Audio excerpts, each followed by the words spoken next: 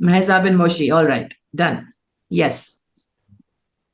Yep. So I just want to share an experience which is very special to me, and I'm so excited to share about it. So actually, in my meditation, I see many things, and but suddenly a day came when I realized that I recognized something like a female voice, a very soothing voice, but she's talking in American accent in English. She gave me some guidance that, it's, I don't understand, but that's what it's go. I note it in my diary, in my notebook. Then I'm gonna share with you. Before that, I was just watching some scenery. I'll explain that after that. So she say like this 444277. This is the opening. She opened the conversation with this two number. Okay, then just they say all the code. He says all the code. Well, the first code is like that. Just keep doing your work. Normal that just keep doing your work. That thing. And another thing, she says to me that whatever you do, do the best. Like she's teaching me something. Then the third thing is don't die before completing your loan to the art. This is my favorite because, I don't know, it's a very special to me. Another thing is remember you get something wrong because you did something wrong.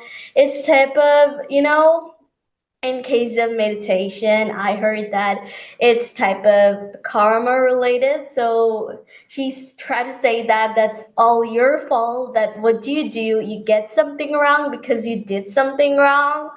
And another thing she says that don't hurt any soul. I'm surprised that not any person, why any soul?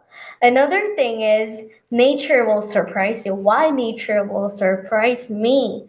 And the last is very good. You know, just especially to me, I think, wait for your reward. Just don't work for the reward.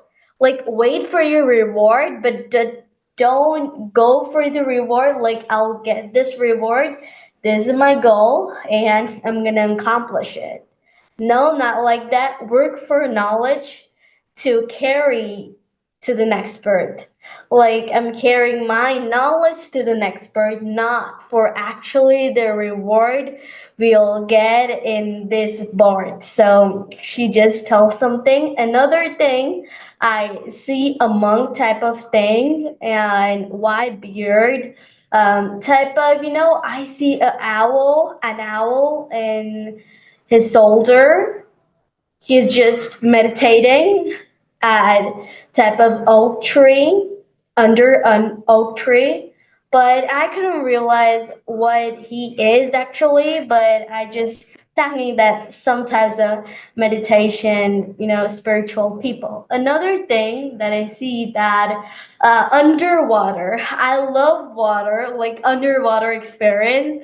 In case of meditation, I see that in the deep water, deep ocean water, in the sea type of things, shark, dolphin are going, but they're not seeing me, type of sea shows or type of that, and different types of animals underwater. I see like that. So it's so soothing experience because I love the underwater experience.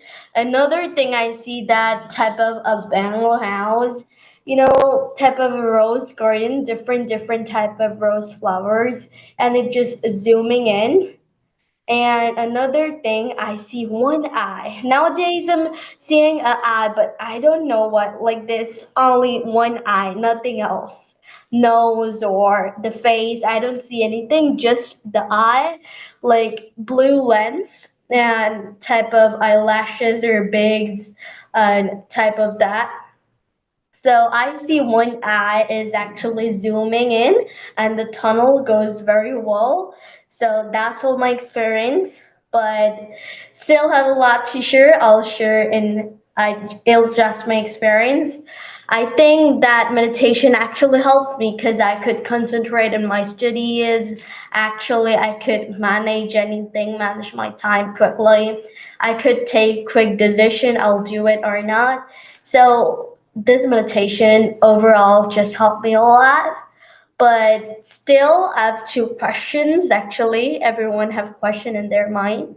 So I'm a very curious person. I just want to ask you a question, ma'am, that actually we're doing meditation to receive cosmic energy through a Brahmaranta. That's why we actually do meditation to just clean ourselves, to heal ourselves, to just do everything well with that cosmic energy. But I'm just asking, like, I wish I will be a champion in English Olympiads or have a dream to be a neuroscientist. Like, could I use that meditation as type of law of attraction and manifestation thing that I'll wish that it will be true? Like a wishing thing, like type of thoughts. You probably heard about that the law of attraction method. So could I use these meditation to apply these wishes? How could I do that? So this is the question. Another question is type of vegetarianism, if I talk about that. But probably in Muslim culture, we have type of what I call festivals, which is called Idul Adha. That time we actually sacrifice or the thing like we sacrifice the cow. We actually do it for our God Allah. Actually, we just sacrifice the cow and we actually eat the cow, actually. The beef we eat, actually. But I don't know, in case of that, when I just talking about the Muslim culture and actually we're talking about the thing that we're eating animals, we are just being rude and this types of thing, we are holding a bad karma. So I couldn't just manage it. So could you please answer my questions? That will be much better. That's wonderful experiences that you have shared, my dear. And I'm so jealous of you right now because I don't get any experiences. So thank you for sharing your experiences with all of us. The first question is that, yes, you can become a neurologist or anything that you wish for. There are three things which Patriji says. All right. So since you spoke about karma and not do for the results, right? So the three things that we need to consider in play is first is karma. All right. If your karma allows that to happen, it will happen. Okay. If your karma allows it to happen, you can start working on your manifestation, visualization skills. So you can actually, do the law of attraction exercises, which are visualization exercises, wherein you visualize yourself as already being a neurologist. So that is one thing. And the third thing is consequences. All right. Your karma is allowing it. You manifested you becoming a neurologist, but are you ready to face the consequences as a neurologist?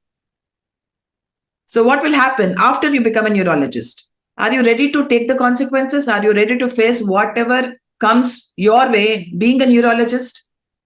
So it's just an example. Neurologist is just an example. It can be anything in your life. So first thing is your karma needs to allow it to happen. Your karma needs to cooperate with you. And then, yes, with the law of attraction, you will manifest what you want or what you desire. But then again, after it gets manifested, will you be able to handle the consequences? Will you be able to take the consequences once your desire gets manifested? So three things are in play over here. So definitely it will all work. But what I suggest, what Patriji says that whatever we wish for, it has to be for the higher good, for the highest benefit, for the benefit of all. So in that way, your karma will cooperate with you. So again, there are very many technicalities related to that. With the law of karma, the law of karma is very tricky. All right. It can cooperate with you. It can not cooperate with you. It depends all on what you have done. So you just said that if we have done wrong, we will get the wrong things. So I might want to do something, but if we have done something wrong, then it will not cooperate with us. The karma will not cooperate with us. But if we have done the right things, yes, definitely we will manifest it. But are you ready to face the consequences of becoming what you want? Or once you get it, what are you going to do? Are you ready to face those consequences? So you need to have a holistic approach for manifestation, not just a one track, mind for manifestation. Okay, I want this, I'll get this. No, we have to have a holistic approach. Karma, manifestation, consequences, these three things need to be considered whenever you're, seeking out something. Yeah. And sorry, my video is acting very funny today. Okay. Right. So, and then your second question of sacrificing something for Allah. See, what I feel is that, what does sacrifice mean, first of all? What does sacrifice really mean? Sacrifice means you give away what you have. For example, you give away your house, or you give away your relationships, or you give away your likes, or give away some part of yourself. That is real sacrifice. Like, you have to sacrifice something which is yours, not somebody else's. And that cow is somebody else. She is the daughter of her mother. He is the son of her mother. Okay. That cow is somebody else, someone else. If I say that I will sacrifice Sandeep Roy to Allah and think that Allah will be merciful upon me, will that be right? If I can't show mercy to Sandeep, can I expect mercy from Allah? Yes, my dear. So basically, I'm not showing any kind of mercy towards Sandeep, because I see Sandeep as a commodity, as a product, as a body of flesh. You're not actually sacrificing anything, because you're not giving up something that belongs to you. You're giving up somebody else and calling it as a sacrifice. So I believe that sacrifice is something which you must sacrifice your animosities, your hatred, your jealousy, your separatism, your ignorance, your stupidity, your animal instincts, your animalness, you have to sacrifice. Your slavery, you have to sacrifice. That is a real sacrifice that one can make. So what is it that you're sacrificing? We have no right to kill another animal and say that I am sacrificing something. You're not sacrificing anything. And moreover, you're not sacrificing anything for Allah, because finally that cow will be in your stomach. And you're eating the cow. If you're sacrificing the cow, let Allah take the cow. Now, why are you eating it? You're sacrificing. Your job is done. Once you kill the cow, your sacrifice is done. Why are you, skinning it and skinning the cow and eating her alive?